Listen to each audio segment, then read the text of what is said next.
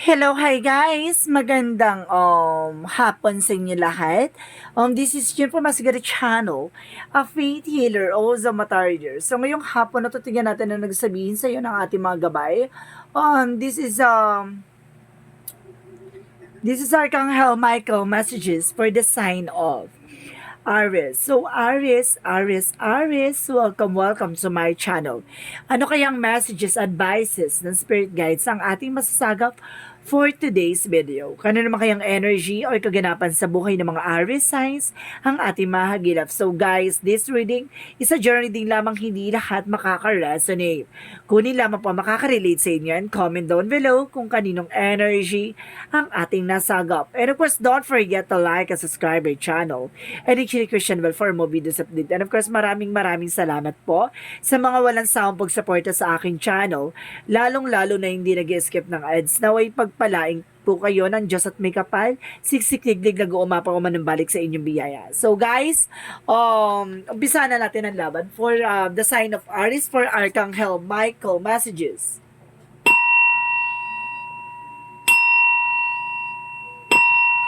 Angel Spirit Messages, bigyan mo ako ng pasabog-bulabog na mensahe para sa mga kapatid nating Aries. Okay. Use your imagination and you see the answer, no? Maaaring sinasabi dito, gamitin mo daw yung visions mo para malaman mo ang kasagutan sa lahat ng katanungan mo, no? Additional messages.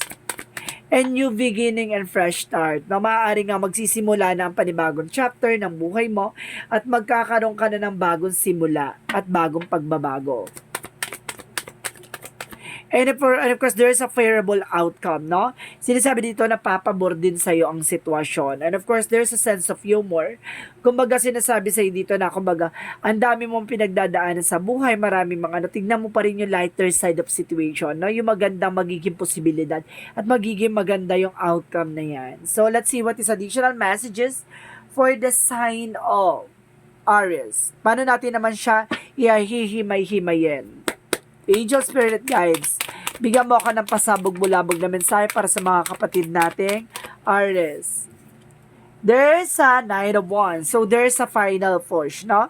May mga bagay lang talaga na kailangan mong ilaban pa or something. May mga bagay pa na kailangan mong mag-antay, there's a resilience, na hindi mo kailangan maging bulgaran or something na kailangan mong dumaan talaga sa tamang proseso. Pero don't you worry, there's a progressions, na?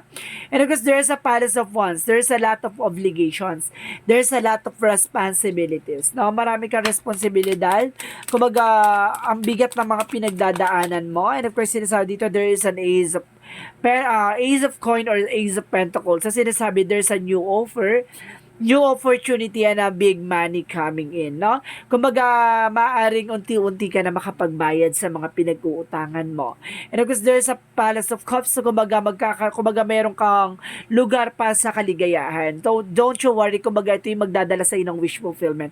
Parang unti-unti ng masusolusyonan at unti-unti ng matatapos yung mga problema mo pagdating sa finances. So, let's see what is additional messages. And because there is a King of Swords. So, there is being wise, no?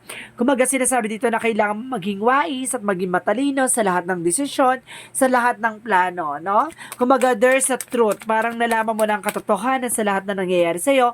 Kumaga, yung mga kaibigan, ayan, nandyan lang yan kapag meron ka. Pag wala ka, wala rin sila. Kaya kailangan maging practical ka at maging matalino. And because there is a Four of Swords, listen to your intuitions and listen to your gut feelings, no? Kumaga, lagi ka makikinig sa gut feeling mo and intuitions mo kasi hindi nagsisinungaling ang mga gabay natin. So, let's see what is the Knight of Wands. And of course, there is an emperor. Be mature enough and being grounded, no? Kailangan matuto ka na, no? Matuto ka na hindi mo dapat ipangalandakan ang kung ano man ang meron ka, no? Bagkos kailangan mo maging tahimik lang at mas maganda yung may privacy or private eksena ka. Kasi the more na nalalaman nila, the more silang naiinggit, nagkakaroon ka ng problema or something delays. Kumbaga, that because of the evil contract, no? Kumbaga, nakokontra ng evil eye. Kumbaga, meron kasi silang tinatawag na tawag dito Okay, curse, no? Yung curse na yon. Kumbaga, minsan na hindi niya alam yung mga sinasabi nila, yung pala ay parang ano na siya, sumpa o kamalasan na nandulot ng kapwa niya, hindi niya alam, no? Kumbaga, minsan kasi nababanggit yun na may galit at may inggit talaga, no? May ngit-ngit. So, let's see what is the Palace of Wands. Let's see what is the Palace of Wands. And because there's the lover. So, some of you ha, kumbaga maaring makakalipat na kayo ng iyong asawa, ng iyong partner, no? Makakalipat na kayo sa ibang bahay. Or some of you, baka may mga pinagdadaanan kayo sa inyong tahanan. Kumbaga maaring kapiling nyo pa ang pamilya, ang magulang ng pamilya ng asawa mo or something ganyan. Kumbaga sinasabi sa'yo dito na kumbaga makakalipat na kayo. And of course, there's a three of coin. Kumbaga may swerteng papasok daw sa business or trabaho mo. And because there's a Knight of Wands, there's a slow and steady, no? Kailangan mo lang maging mahinahon at wag maging padalos-dalos. Kapag nakahawakan mo na yung opportunity, i-grab mo na yon, no? Walang mapapagod, walang hihinto, pwede ka magpahinga, pero tuloy-tuloy ang laban, no? Para sa pangarap mo. So, what is the King of Swords? There is a faith, no? Kailangan magkaroon ka ng tiwala at pananampalataya. Kasi yan ang gawin mong sentro para nang bagkos ay pagkalooban ka ng biyaya ng langit, no? And of course, maging matalino at maging wais ka. Kumbaga, there's a faith, hindi lahat ng tao faithful. My God! Oh, Vermi, pinanguhugutan. So, what is the Four of Swords? So, there's a death card. There's an ending and a new beginning. Parang kailangan mo nang tapusin yung fear, something anxieties, or some of you baka nagkakaroon pa ng sleepless nights. Kumbaga sinasabi sa'yo dito na this is the time na kailangan mo nang bumangon at kailangan mo nang baguhin yung mga kaganapan sa buhay mo na alam mong hindi siya magkakaroon ng growth and expansion. So, let's see what is the Knight of Wands and the Emperor.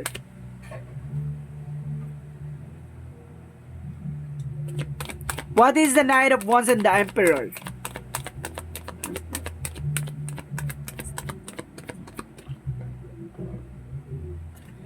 So, what is the Knight of Wands and the Emperor? So, there is a Page of Wands. So, there is a good news, no? Ibig sabihin dito may magandang balita na napapasok sa'yo dito, no? At may mga bagay na magandang oportunidad. Because there is a Palace of Wands na sinasabi dito na makakalipat ka na. Of course, magkakaroon ka ng justice, justisya, no? At magkakaroon ka ng balance. So, let's see what is the Ace of Pentacles and the Three of Coins. So, there is a Seven of Wands. There is protection, no? You're also being protected. Of course, you are being guarded, no? Kumbaga, ginagabayan ka ng ating mga gabay. So, kailangan mong galingan at kailangan mong ayusin kung ano man yung pinagkakabalan mo or about sa trabaho o negosyo mo. So, what is the Palace of Cups and the Knight of Wands? So, what is the Palace of Cups and of course the Knight of Wands? There's an Eight of Wands. So, there's a fast communication and fast movement, no? Kumbaga, sinasabi dito, magiging or travel. May travel ka dito. Okay, thank you. May travel din daw dito. And of course, there's an email or messages ka matatanggap. So, what is the King of Swords and the Faith, no? And of course, there's a Five of Cups. So, yun guys, sinasabi, minsan nawawalan ka na ng tiwala or pananampalataya na bakit ganito, bakit ako lang ba nakakaranas ng ganito or something. Parang nagkakaroon ka na ng ganung thoughts, no? So, sinasabi sa dito na kailangan mong i-surrender kay God yan at lakasan mo pa ang pananampalataya mo at paniniwala mo na nararanasan mo yan hindi dahil pahirapan ka lang. 'Di ba? Para matutunan mo yung bawat kahalagahan ng bawat bagay. So, what is the Four of Swords in the Death card? So, there's a Star card. So, dito papasok ko yung healing and miracles. Kumbaga, biglaan to. Or some of you baka tumama sa loto, ha? Kasi parang ang lakas ng sense na mukhang may tatama sa loto. May nakikita rin ako ng number 3, number 8, something ganyan, ha? What is the outcome? So, there is a Knight of Swords. So, alisin mo daw yung pangamba mo or yung fear mo, ha? Kasi nagkakaroon ka talaga ng sleepless night. And of course, there's a nine of coin. Kumbaga, there's a blossoming abundance. Mukhang lalago at lalakas ang iyong negosyo. Binabalot ka lang talaga ng insecurities. Kailangan mo alisin to kasi ito yung toxicities. And of course, marami din talaga naiinggit behind your back. And of course, there's a judgment. Kumbaga, there's a wake-up call, no? Alisin mo yung galit kasi iba kayo nagbibigay ng blockages. Some of you baka may mga galit kayo na kinikim-kim. And of course, there's a 10 of wands in power of the deck. There's a 10 of wands. Kumbaga, ang bigat-bigat na, pakawalan mo na yan. No? Yung mga bagay na yan. So, let's see what is the love oracle card. What is the love oracle card represent? So, there's the phoenix. So, there's a new phase. Or sinasabi dito, the rising from the ashes, no? Kumbaga, pagkatapos mong maranasan ng kumbaga, ang kamatayan or sakripisyo or paghihirap, muli kang mabubuhay, muli kang uusad, muli kang babangon, at muli kang magtatagumpay. Tandaan mo yan, no? And of course, not today. So, kung may mga bagay na kailangan mo mag-set ng boundaries, hindi mo kailangan ng aya ng mga barkada na alam mong walang benepisyo. So, sinasabi dito, there's a paradise. Magkakaroon ka ng happiness, no? Ang totoong happiness ay malalasap mo at mararanasan mo na. So, let's see what is that. Yin and Yang oracle card.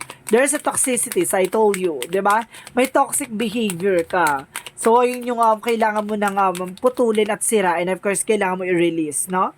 And of course, there's a separation. Some of you mayroong paghihiwalay or something nagkaroon ng hiwalayan.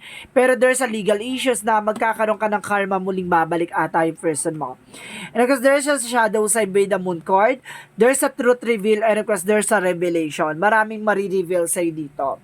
So, let's see what is the Monsology. What is this Monsology represent? There's a luck is in your side. May swerte talaga. Some of you may loto. Tatama kayo sa loto, no? There's a luck is in your side. Luck, loto. So, there is a conclusion or within reach, no? Kumbaga, tama kayo ng hinala at tama kayo ng iniisip, no? And because don't let your past hold you back. Huwag mo nang balik-balikan yung mga nangyari sa nakaraan kasi baka hindi niya nagbibigay ng blockages sa'yo kaya hindi ka nakakabangon at nakakausad. Additional messages. There's a first chakra Archangel Michael. So, nandito talaga sa Archangel Michael sa chart mo para proteksyonan at pangalagaan ka. And of course, there's a healer of the ages. Pagagalingin ka raw ng ating gabay, no, sa lahat ng aspeto. Sa lahat ng mga sakit, sa lahat ng mga nararamdaman mo. And of course, there's a prayer. Always prayer, no? Magdasal ka palagi at yung pagdasal mo. And because there's a bittersweet, sabi ko na nga sa pagkatapos ng pait, may tagumpay, no? Hindi sa lahat ng oras nasa baba ka. There's a self-worth, no? Makikita mo rin ang totoong halaga mo. Kumbaga, mapupunta ka dun sa spotlight, no? So, let's see what is additional messages. Kumbaga, may tinatawag na kanya-kanyang ano lang yan, panahon, no? Kung hindi mo pa panahon, so, mag-antay ka ng takdang panahon. And of course, there's a go for it, no? May mga bagay na kailangan mong ilaban, may mga kailangan mong pursigihin. And there's a boundaries. Kailangan mo mag-set ng boundaries, no? So, let's see what is Archangel Raphael. Messages for you. And of course, there's a relationship. So, there's a relationship involved dito, no? Additional messages. And of course, guys, there's a new earth. Hold your vision. So, ibig sabihin dito, nangyayari na nga, no? So, there's an happening talaga. Keep holding your visions. So, what is additional messages? Some of you, baka may prophecy na nakita na maaaring tumama ka talaga sa lot or something. Some of you, parang lalakas ang negosyo o hanap buhay mo. And of course, there's a guilt. See, I told you. Ito yung nagbibigay ng blockages, yung galit. Kailangan mo i-release yan. Additional messages for you. What is additional messages? There's a trouble. Some of you may trouble dito. No? So, let's see what is the angel's number.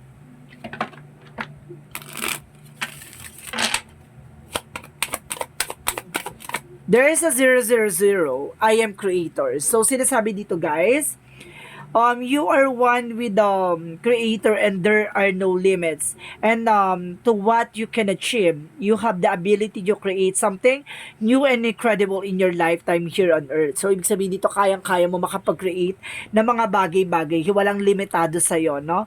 Kayang-kaya mong bumuo at kayang-kaya mong gumawa ng bagay na alam mong tulong sa iyo, no?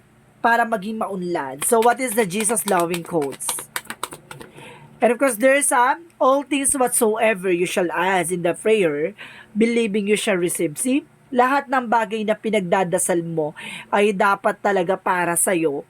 At yung mga dapat mong pinagdadasal, lahat ng bagay na yan, kung gusto mo talaga, na maniwala ka lang daw ay matatanggap mo ayon sa kalooban ng Diyos, no? So, let's see what is the messages of life. So, sinasabi dito, there's a oh my God, sabi ko na yung forgiveness eh. May guilt kasi kailangan mong bitawan niya. Forgiveness, no. I told you so. Sinasabi dito, today I bless each soul I perceive to hurt me. I release them to their own greater good. I can now see that my fast provides me with the lessons that help me live more fully in the present. I no longer struggles with what has been said and done.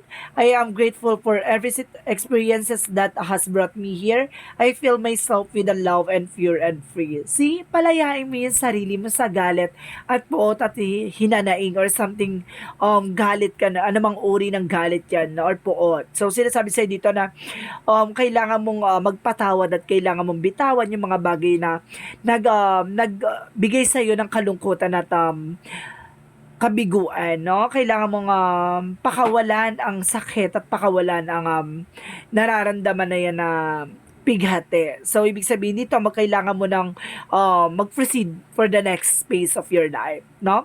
Dapat handa ka na sa pagbabago para yung swerte ay pumasok na sa'yo. So, this is the Archangel Michael messages for the sign of Aries. So, this is journey din lamang, hindi lahat makaka-resonate. Kung hindi lamang po makaka-relate sa inyo, and comment down below kung kaninong energy ang ating nasagap. And of course, maraming salamat po sa mga walang sawang pagsuporta sa aking channel. Lalong-lalo na hindi nag-skip ng ads, na way pagpalain kayo ng Diyos at may kapalsiksik tiglig na gumapa o manumbalik sa inyong biyaya. So guys, maraming salamat for your wonderful reading and see you in the next video. Bye-bye and babush!